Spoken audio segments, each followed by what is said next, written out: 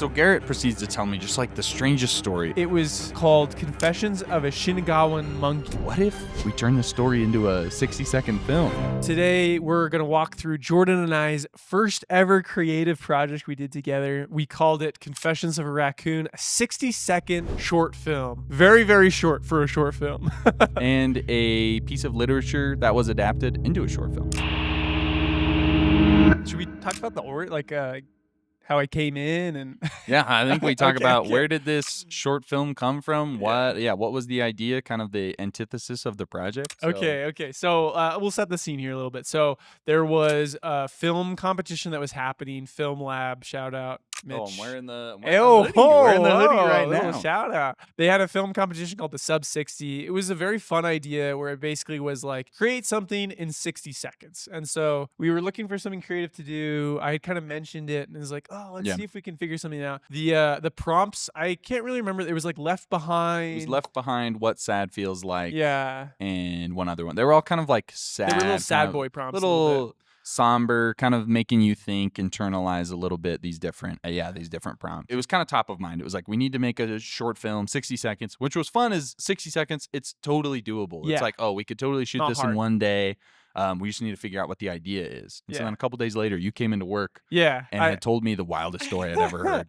I had found this author, Haruki Murakami. I don't know. I can't remember how I had found him. It was from a podcast or something like that. Anyway. A true internet explorer here. He's this Japanese author, and he had this collection of short stories called First Person Singular. And there was one story in there in particular. I had listened to it on Spotify. Mm-hmm. It was called Confessions of a Shinigawa Monkey. And I came in, I had listened to this story, and I was like, Jordan, check this out. And I explained this whole like bizarre encounter between this guy who stays at this hotel and then a monkey that he just like has normal interactions with. And that's the like what I love about Haruki Murakami's stuff is they're just kind of funky. They're funky. He doesn't make you feel like it's funky, but you realize all the pieces are a little weird. You know what I mean? Oh, super strange. I kind of talked about like how his style is something I would classify as magical realism, where you're putting these weird elements, a talking monkey, into this world, but the man himself, he's not necessarily questioning why is this monkey talking to me. He's more of questioning like, what's he doing here? Like, does he get paid well? Mm-hmm. Like, it's kind of these funny other questions that he's asking that I love. So Garrett proceeds to tell me just like the strangest story about this Japanese man. He's going into like he's in the boonies, I believe, goes into this hotel, checks in, and then I think he's at the bathhouse or something, and this monkey walks in and starts talking. He starts speaking, but he's like, oh, it's just this guy because he has his eyes closed in the bathhouse or whatever. I guess maybe this is like Japanese tradition or culture or whatever it is, but he starts getting scrubbed down in this in this bathhouse. And then he opens his eyes and it's this monkey speaking Japanese to him. And he's like, wait, what's going on? But then it quickly devolves into, like, how is your work here? What are you doing? And the monkey's like, I'm behind the scenes. I can't really have people see me because then they wouldn't want to be served by like a monkey because I'm an animal. Or like the health inspector would come and like fire me or you know what I mean? He's answering all these weird questions, which I love. And it's kind of like they very quickly brush over the fact that like he can talk and he's like essentially just like a person. But he's a monkey. Yeah. From the story, it seems like the monkey's like kind of old, isn't he? Like he's a little bit older. He's kind of got gray hair. And then he starts talking about how he's a little devious. Yeah, I love this. So he's asking these questions, and one of the questions he asks, he's like, do you find love? Like, do you like other monkeys? Like, how does that work, right? And basically the monkey's like, like my type doesn't accept me. I think maybe because he talks. Yeah, he's like ostracized from his species, from his monkey community because he can speak, and then he like confesses and he's like, actually, I'm into human women. Well, he's like, I'm into human women, but they would never go for me. Obviously.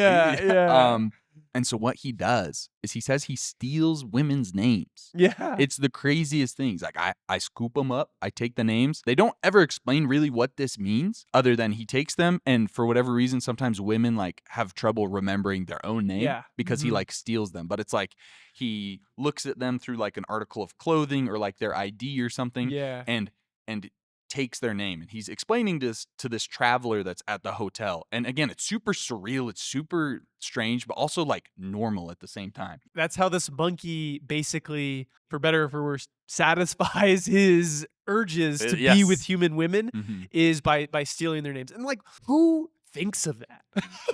I have That's never what heard I of love before. is like, who thinks of like, okay, well, like, I don't want this to get like freaky deaky with like some animal stuff. Yeah. And so he's gonna steal like a part of them, which is their name. Yeah. And then yeah, so this whole thing happens. He wakes up in the morning and I think he tries to like find the monkey. Yes, Can't he tries to find him. find him. Can't find him. And he's like, ah, and so he thinks to himself, maybe this was a weird dream I had. Maybe this is a weird whatever.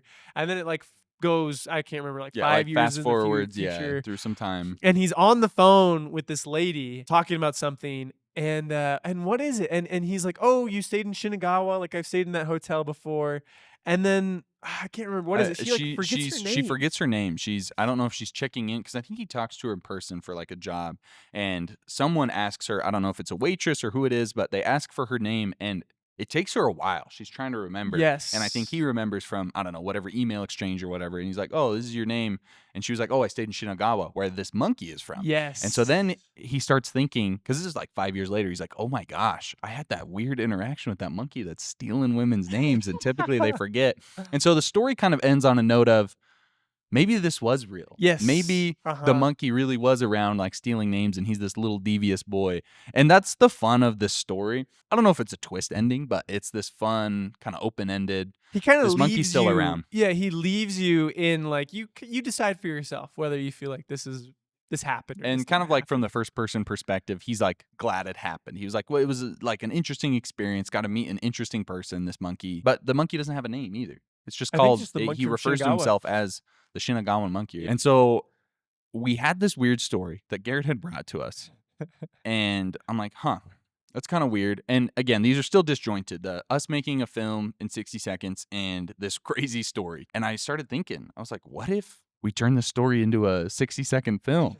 And how are we going to go about doing that? How do maybe we get like a monkey or something? And so we were, I think at one point yeah. didn't weren't we thinking like an octopus? Wasn't Oh, that's right. that was a Yeah. thought where it was like, we could get like an octopus in a jar or something like Yes. that, right? Yeah, we just kept thinking, and I think at one point we ordered like a wooden carving of like a monkey or something, or it had From like some Timu, from some Timu. taxidermy fur or It was something like on a it. sketchy looking, just janky monkey. We had a certain amount of time. I think it was like a month turnaround for this film. One day, my wife, I'm talking to her and I'm like, man, we really like it would be really cool if we had like a taxidermy monkey or something, like a funky looking monkey that we could just have and we would interact with it. The juxtaposition of live action and the monkey still talking to you, even though it's like still. And she said, well, I don't have a monkey, but my dad does taxidermy and has a raccoon that you could use. And I feel like the raccoon honestly was perfect Yes. for the role because the monkey's a little devious. Raccoons, they're known as little banditos. They got the Yeah. mask on. Yeah. And They're it was kind of the clever. ace in the hole because my father-in-law had a pet raccoon that died and then just decided to taxidermy it Yeah. and was like, I'm not using this. I was gonna honestly throw it away. If you guys want it, just keep it. And so that's what we used for the film. It was a pet raccoon? Yeah, it was a pet raccoon. I It missed this accidentally whole like element of it this hung story. itself. It What? was like he had it in a cage and it had like turf at the bottom of No. the cage. And somehow it had strung up the turf in a way where it wrapped around its neck and then died. Very Wow. sad.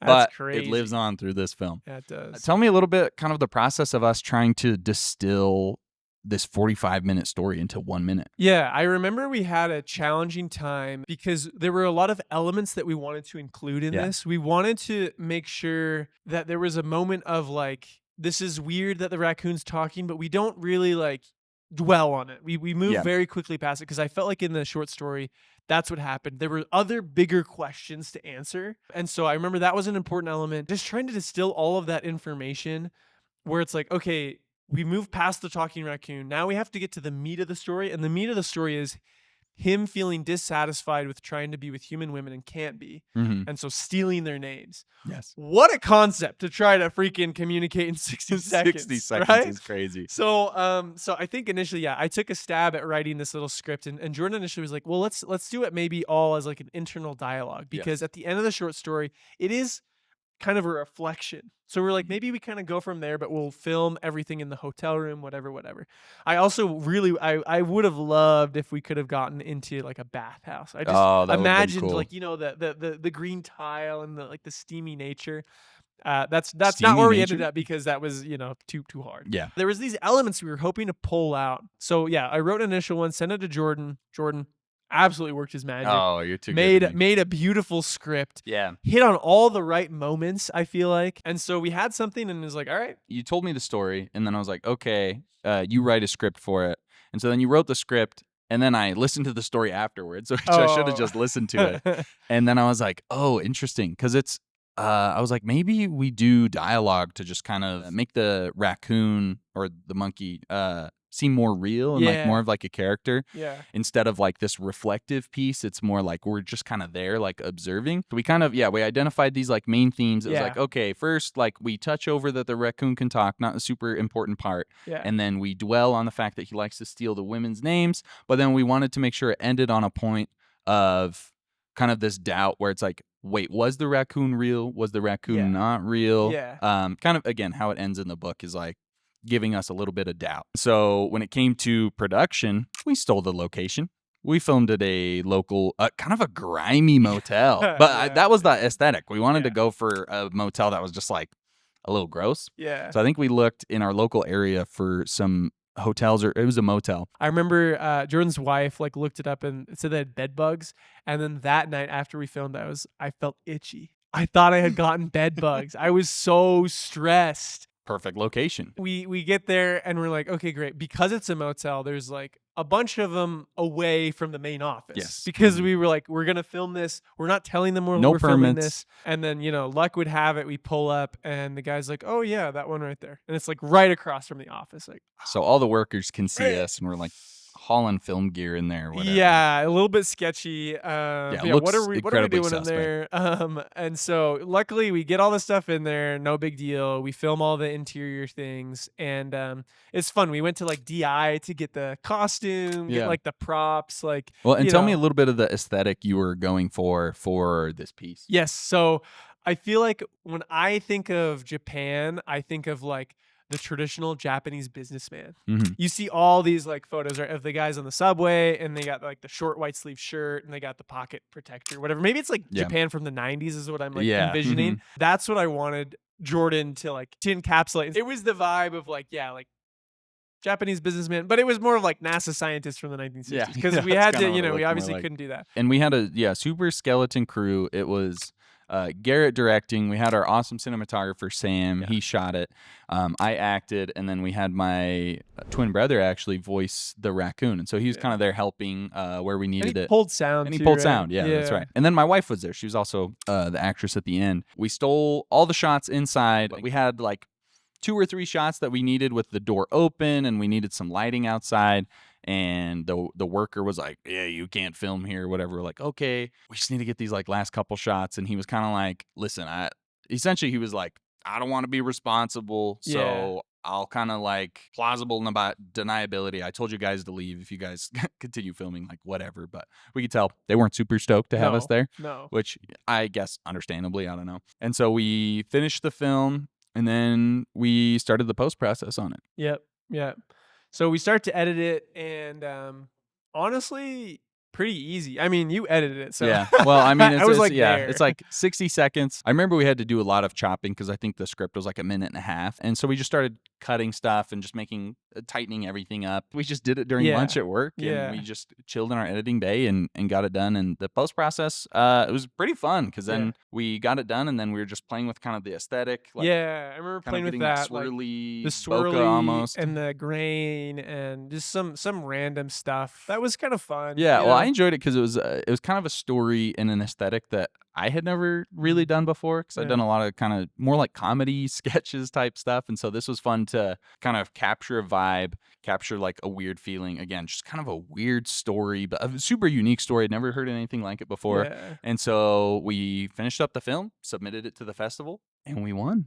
First place. It was kind of First sweet. place. It was super cool, and it was super fun to see what everyone else had done with these different prompts and seeing all their different films. Do we just play this sucker? I think You guys want to take a look? We play it. Confessions of a Raccoon. Let's watch it. All right, throwing it up. Down here. Whoa, what the? I have drinks and snacks. They come with the room. So you can talk. You work here. Yes, but that's not important. It's my last day, and I told myself the last person to check in today would hear my confession. Your confession? Yes, I steal names, women's names. Only the ones that I love. You steal women's names. I steal the names, and they become a part of me. It's something I do because a human woman would never love me. Let's say you're trying to steal a name. What does that look like? What is the process of going through and stealing a name?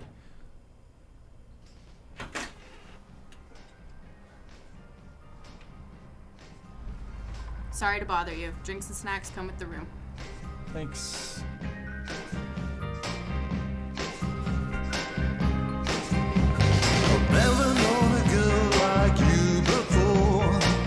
What a banger of a song. So fun, dude. I love that What song. a banger That of a song's song. Awesome. It fits so well. Okay, watching it, there's a few things I remember that I Yeah. want to touch on.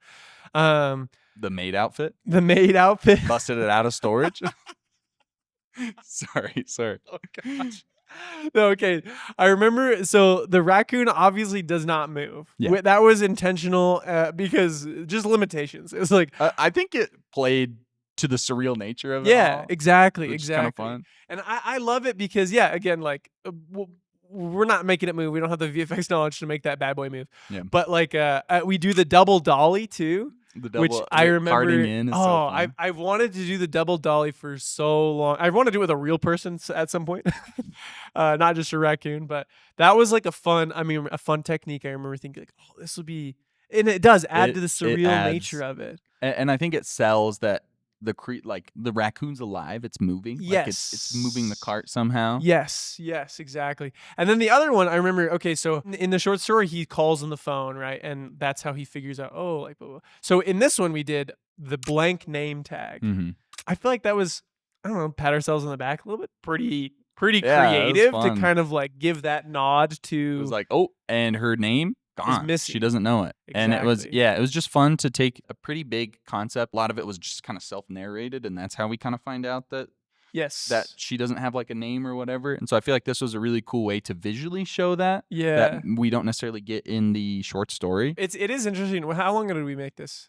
This was about a year ago. It's funny just looking at it. It's like, oh man. Well, I guess we were kind of pinched, right? But there's so many things visually I feel like I would have done differently. If you look at the raccoon, we needed to separate that bad boy from the background. He's blending that. Mhm. He's blending in. A little hair light would have helped. Would have gone a long way. We have catch lights in his eyes, which are nice. You know, Sam just trying to It's true. to Sam grip, he gap, was the only one and- doing lights and shoot. and shooting. None of us knew anything, so and our first project we'd ever worked on True. outside of work. True. Which and we had what 4? It was like a 4-hour shooting schedule. Yeah, it so was it not was super super long. minimal. I think it's pretty fun. It was a good time. I'm Jordan, I'm Garrett. and this is the Offline Media Podcast.